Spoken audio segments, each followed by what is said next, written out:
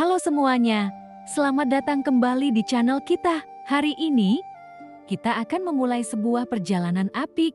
Kembali ke masa lampau untuk menjelajahi salah satu peradaban paling berpengaruh dalam sejarah manusia, Roma. Tapi, kita tidak akan langsung ke masa kejayaannya sebagai republik atau kekaisaran.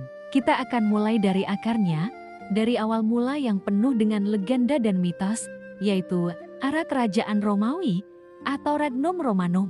Periode ini berlangsung dari tahun 753 hingga 509 sebelum Masehi, dan selama lebih dari 2 abad, Roma dipimpin oleh 7 orang raja. Siap untuk mengungkap kisah mereka satu persatu? Mari kita mulai dengan yang pertama, sang pendiri legendaris. Mari kita putar waktu kembali ke tahun 753 sebelum Masehi. Disinilah kisah kita dimulai dengan seorang tokoh yang namanya terpatri abadi dalam sejarah, Romulus. Ya, dialah raja pertama sekaligus pendiri kota yang kelak akan menguasai dunia, Roma. Kisah kelahirannya sendiri sudah seperti sebuah mitos. Konon, Romulus dan saudara kembarnya, Remus, adalah putra dari dewa perang, Mars, dan seorang pendeta wanita bernama Rhea Silvie. Karena sebuah ramalan yang menakutkan, kakek mereka, Raja Numitor, digulingkan, dan sang paman yang merebut tahta memerintahkan agar bayi kembar itu dibuang ke sungai Tiber. Namun, takdir berkata lain. Keranjang yang membawa mereka tidak tenggelam, melainkan terdampar di tepi sungai.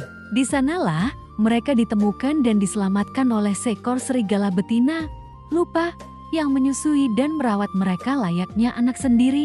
Bayangkan, 2 bayi manusia dirawat oleh serigala di sebuah gua. Legenda ini menjadi simbol abadi kota Roma. Beberapa waktu kemudian, seorang gembala bernama Faustulus menemukan mereka dan membawa mereka pulang untuk dibesarkan bersama istrinya. Romulus dan Remus tumbuh menjadi pemuda yang kuat dan pemimpin alami di antara para gembala lainnya. Ketika dewasa, mereka mengetahui jati diri mereka yang sebenarnya. Dengan gagah berani, mereka kembali ke kota asal mereka, Alba Longa, berhasil mengalahkan paman mereka yang jahat dan mengembalikan kakek mereka, Numitor, ke takhta.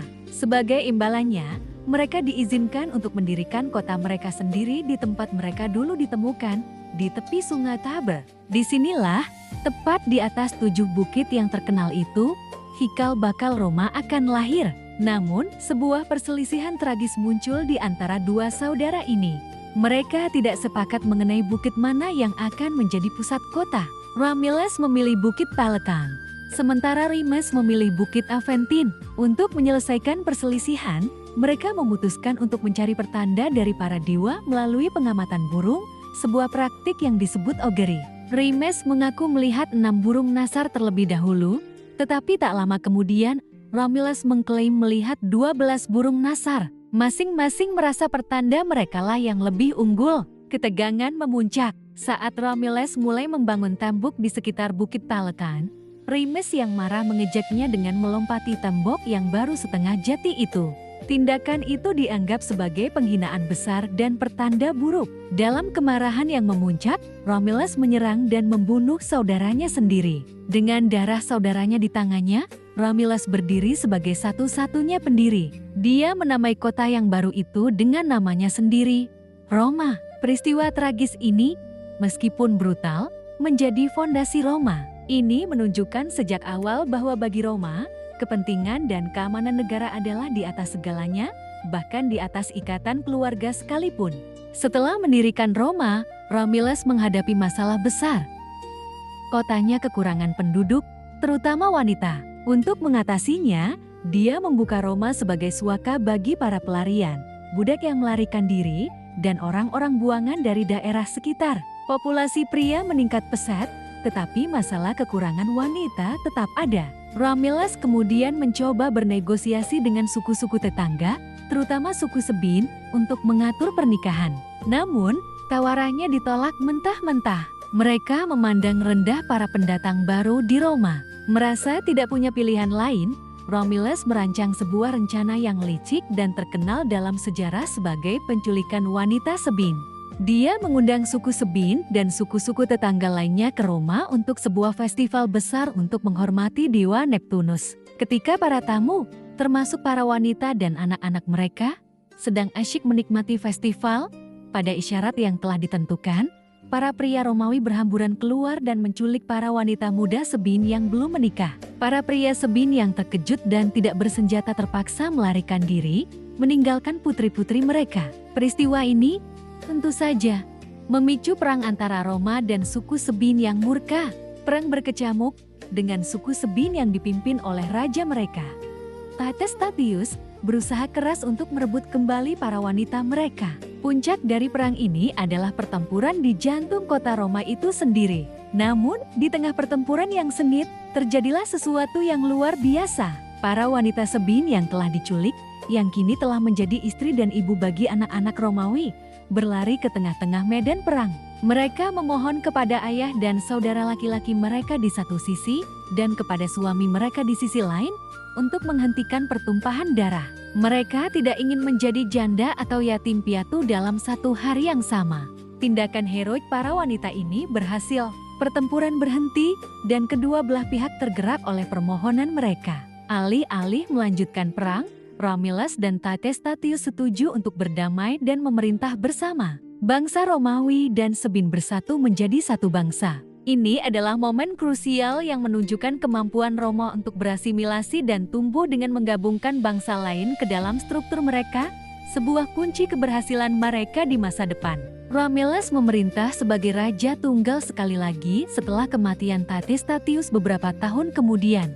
Selama masa pemerintahannya yang panjang, sekitar 37 tahun, Romulus tidak hanya mendirikan kota, tetapi juga meletakkan dasar-dasar institusi politik dan militer Roma. Dia membentuk senat, sebuah dewan penasihat yang terdiri dari para tetua atau bapak patres yang nantinya akan menjadi tulang punggung Republik Romawi. Dia juga mengorganisir rakyat menjadi 3 suku dan membagi mereka ke dalam unit-unit yang disebut curie, yang berfungsi sebagai dasar untuk majelis rakyat dan perekrutan tentara. Dia menciptakan Legiun Romawi pertama, kekuatan militer yang kelak akan menaklukkan sebagian besar dunia yang dikenal. Kematian Romulus sama misteriusnya dengan kelahirannya. Menurut legenda, pada tahun 717 sebelum Masehi, saat dia sedang meninjau pasukannya di kampus Martius, tiba-tiba terjadi badai dahsyat. Kegelapan menyelimuti area itu, dan ketika badai reda, Romulus telah lenyap. Beberapa percaya dia diangkat ke surga oleh ayahnya, Dewa Mars, dan kemudian disembah sebagai Dewa Quirinus. Namun, ada juga desas-desus yang lebih kelam, yang menyebutkan bahwa para senator yang cemburu dengan kekuasaannya telah membunuhnya saat badai dan memotong-motong tubuhnya untuk menyembunyikan kejahatan mereka. Apapun kebenarannya, warisan Romulus sebagai pendiri dan raja pertama Roma tidak terbantahkan. Itulah kisah Romulus, raja pertama Roma. Dari bayi yang dibuang hingga menjadi pendiri sebuah kota abadi dan akhirnya menjadi dewa. Kisahnya adalah campuran antara mitos, legenda, dan sejarah yang membentuk identitas Roma itu sendiri. Dia meletakkan fondasi yang kuat bagi kota yang akan terus tumbuh dan berkembang di bawah 6 raja berikutnya. Di video selanjutnya, kita akan membahas raja kedua, Numa Pompilius, seorang raja yang sangat berbeda dari Romulus. Jika Romulus membangun Roma dengan pedang, Numa akan membangunnya dengan iman dan hukum. Jangan sampai ketinggalan ya. Terima kasih sudah menonton. Jika kalian suka dengan konten seperti ini, jangan lupa untuk like, subscribe, dan nyalakan lonceng notifikasinya agar tidak ketinggalan episode berikutnya. Sampai jumpa.